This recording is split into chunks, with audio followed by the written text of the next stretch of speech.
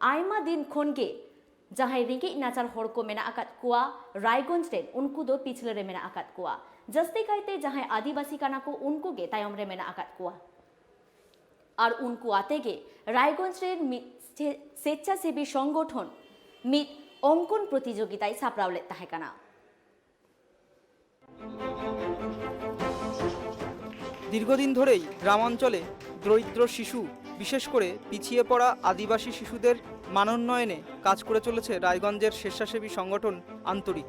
সংগঠনের উদ্যোগে রবিবার এই শিশুদের নিয়ে বসে আঁকো প্রতিযোগিতার আয়োজন করা হয়েছিল রায়গঞ্জের সুপারমার্কেটের একটি ভবনে। এই দিন আপন মনের মাধুরী মিশিয়ে সাদা কাগজে রঙে রঙে ভরিয়ে তোলে এই শিশুরাই। এই প্রচেষ্টা আমরা দীর্ঘ 3 বছর ধরে করে আসছি। রায়গঞ্জ শহরের কাছেই দক্ষিণ সোহারই যে গ্রাম আছে সেখানে একটি সাঁওতাল পাড়া আছে, আদিবাসী পাড়া।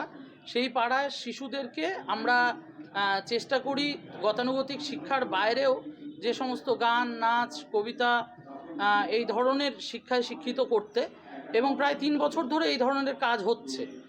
আমরা আজকে রায়গঞ্জ সুপারমার্কেটে অবস্থিত ওয়াইএমএ ভবনে একটি অঙ্কন প্রতিযোগিতার আয়োজন করেছি, যেখানে সেই শিশুদেরকে গ্রাম থেকে নিয়ে আসা হয়েছে এবং তাদের মধ্যে যাতে এই সমস্ত যে সুস্থ রুচি আছে সেটার প্রতি তাদের যাতে ভালোবাসা জন্মায় সেই জন্য আমরা এই ধরনের অনুষ্ঠানের আয়োজন করেছি।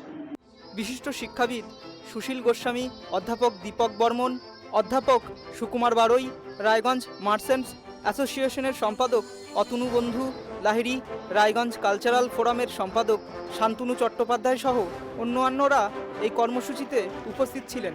প্রত্যেক বক্তাই তাদের বক্তব্যে স্বেচ্ছাসেবী সংগঠন আন্তরিকের এই উদ্যোগকে সাধুবাদ জানান। রায়গঞ্জ থেকে প্রসূন মৈত্রের রিপোর্ট, রাইট টিভি।